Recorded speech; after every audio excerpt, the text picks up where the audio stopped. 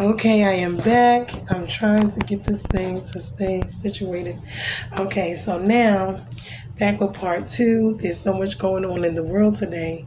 So when we look at what's going on, this is part two of Sodom and Gomorrah. But what we must understand is that with everything going on in this world, this is a very big topic, especially around now because this is actual Pride Month. But we're going to look at some things. We're going to look at them and look at them biblically, and search the scriptures and get the answers that we need from God. He is the creator. He made us and all that is here. So when we sit here and we think that we're just supposed to do what we want to do, we're not. Number one. Number two, there's laws for us. There's, everything, the guidelines he has set up for us is actually to protect us. As we can see, was to make the world better. But because the devil and we make our own decisions, this is where we are. So part two is Sodom and Gomorrah. I'm going to talk about how the angels end up going into the gates of Sodom. And when they start walking to Sodom, they get to the gates and they see Lot. And Lot sees them. And he opens the gate. He starts talking to them. And, he says, because he looks at them and he automatically, I guess he knew that they were somebody because they weren't living in. But he knew they weren't of Sodom and Gomorrah. So that meant that they weren't like the people that lived there. That says a lot in itself.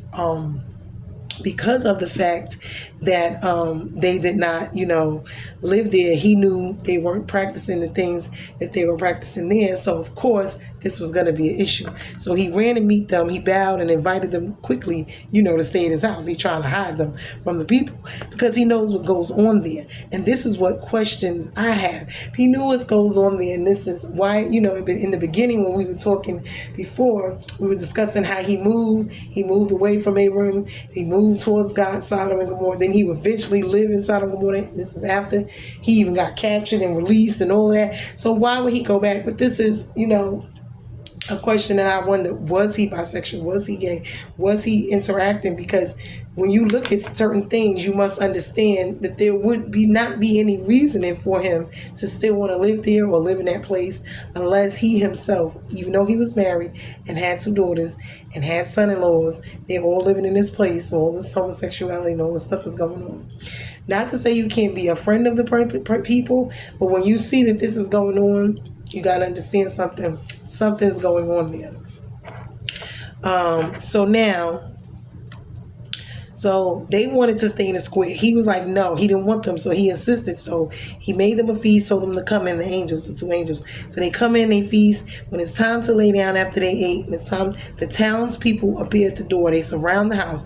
Mind you, this is all of the men in young and old in Sodom and Gommorah. And then they surround the house and tell them to let the people, the men that were in there, to come out. They want to get to know them, meaning this was in a sexual way. So they want to have sex with them. And they want they want Lot to open the door and send them out. So he's like, no, I'll give you my daughters. But because they don't know that these men are actual angels disguised as human beings, and they're coming to see what really goes on down there. This is what God sent them to do. And because depending on what goes on, they're either going to leave there or destroy it. And this is where they failed the test, because God was allowing it because of Abraham, because of the conversation he had with Abraham. He was like, okay, if there's something I won't, I will just destroy the ones that aren't, and I'll, rescue the ones that aren't, involved or whatever. So the righteous and unrighteous, the ones that are actually there doing this stuff, I'll destroy them and leave the ones that are innocent and let them, come out of there before, I destroy it. So their response towards him was very violent. They want to push down the door. They're trying to do all these things. And they're telling him, and he's like, please take my daughters. Do not do this. Do not be wicked. Don't do these type of things. And there was no communicating with them. There was no reasoning. They were very serious. They wanted these men. They wanted him to turn them over so that the whole town, young and old, could sleep with these men, rape them, have sex with them. Mind you, these are angels and they don't even know. That's why you got to be so careful. I mean, when you are treating people, you just don't even understand. So they, failed the test, even the low standard of the test that God gave them, because he wanted to have mercy on them. He wanted to give them a chance to actually repent, turn from their wicked ways, stop doing what they were doing, but they did not. They insisted. Like I said, he offered his daughters, they refused. So they were pressing the hard on the door to break it down. So what happened, the angels pulled him inside. And then they grabbed him, pulled him inside, shut the door, and the angels blinded the men outside so that they could not see. So the angels told Lot, all of your family here. We need to get all your family. Let's gather all of them so we can, they were going to get them out and then destroy it, because this is what God had promised Abraham. Remember, before they went there. So it was funny how, even with the son-in-laws, they didn't want to leave. They were laughing. They were going to send them to another city while they destroyed it, so they can go start over. But it was just funny how they didn't want to leave either. So I'm wondering about them. Were they homosexuals? Were they in with everything was going on too? On top of that, they were laughing, thinking it was funny, So, and then Lot himself was kind of didn't want to go too far either way. It's like, the angels was like, they brung him, they like, your wife, your daughter, let's, go, your daughters, let's go, and he's asking about all these other stupid things, if you ask me, about which city, what town he should go to, how close, how far, because they told him to go escape to the hills, which was the furthest place. He didn't want to go that far. So it made me wonder about him as well, Then he tells them, do not look back. Once he grabbed them and was like, listen, angels grabbed them and took them, like, do not look back. Go wherever you're going to go and do not come back in. Do not look back. So what happened was when they left, God destroyed, allowed the angels to destroy the place, Sodom and Gommorah. He let it rain down brimstone, fire, and brimstone. So they went to the town of Zor. But it was just his wife. When they left, she turned back and looked back too. So she turned to a pillar of salt on the way. So now it's just Lot and his daughters, because the son-in-laws never came with them. The wife, she turned back, so she turned to a pillar of salt. So it's just him and the daughters. They go to the land of Zor. And then as Abraham looked on, he saw the smoke, the fire, the furnace, because where he lived was high up in the hills somewhere. And he was looking down, seeing all of what's going on. So I guess, he at that point, in his mind, he's like, yep, I see what happened. They didn't pass the test. God, they had the conversation, him and God. Angels went. You could see exactly what went on. They did not pass the test. So Lot and his family, Lot and his two daughters were saved. Not the son-in-laws, because I don't see any evidence of that. So they must have stayed there and went on ahead and died with them, right? And the wife, even though she left, she turned back. So I'm wondering about her too. And she turned into a pillar of salt, because the angels made it clear. God told them, do not look back. Leave. Do not look back. Whatever he was doing, destroying, whatever, right? His judgment. They were saved on account of not even themselves. They were saved on account of who? Abraham. Lot didn't himself have necessarily that covenant, that relationship with God like Abraham did. So him and his family really was only saved because of, so pay attention to who you're close to and who God has a good, because a lot of times God sends people into your lives, and when you do not pay attention to who they are and what God has got going on, they are blessed. You're blessed a lot of times because of them. Not to say it like that, but because of your ties to them. It's not the person. It wasn't Lot. It was Abraham and his relationship. That's the reason why Lot was blessed. He was blessed. He was going to be blessed, but not to the extent of what he was. So God, honored Abraham's relationship that he had, and this is why he did that. Because he didn't want to hurt them. They're in relationship. They're friends. They're father and son. They have a rapport. So now in the land of Zor, once they get there, remember, now it's Lot and his two daughters, the oldest one and the younger one. Their husbands did not come. And so, for whatever reason, this is where incest. So the daughter said there's no men there. They're in this town. They're with their father. So they get them drunk. One of them, the first one, and then she sleeps with her father. He didn't know. Then the other one, the next day, she sleeps with him, and then get them drunk and sleep with him. So now they have incest, and now they bear children from their father, and he was drunk and didn't even know that they were sleeping with him. So this all is disobedience. This is them doing a whole bunch. And as we could see, the seed of this ugliness that is going on is growing and is bearing more fruit. It went from homosexuality to now incest. You see how all of these things, when they're seeds and they grow, they become more. And so then you have sodomy then from this, right? Meaning when they're raping kids, pedophilia, molestation. These things are not what God wants. You have child human sex trafficking, you have prostitution, you have you see how the industry and all of these people are doing all of these things. Like, just because you want to do them doesn't mean make it right. And this is what we have to understand, because just because someone wants to be homosexual doesn't mean that it's right or right in the eyes of God. Because if that's the case, if I want to get up and go shoot at somebody just because I felt like everything that I felt like doing or wanted to do, if that was the case in the world we lived in, then where would we be if there's no laws, if there's no rules? Without laws, without rules is lawlessness. So we must understand that these guidelines God put in place for us were actually to help us, to keep us from being the way that we are now. And we see how this stemmed from us. And I'm going to show you, because when I looked up the daughters and their sons, because they don't mention the women like that. But the first daughter, her son was the Moab was his name, which was the Moabites. That's who. Now the Moabites were pagan. They were a pagan nation, descendants of Esau. They were polytheists. They were idolaters. They the king Balak, which was in Baal. These are the evil kings, even though this is Ruth's lineage.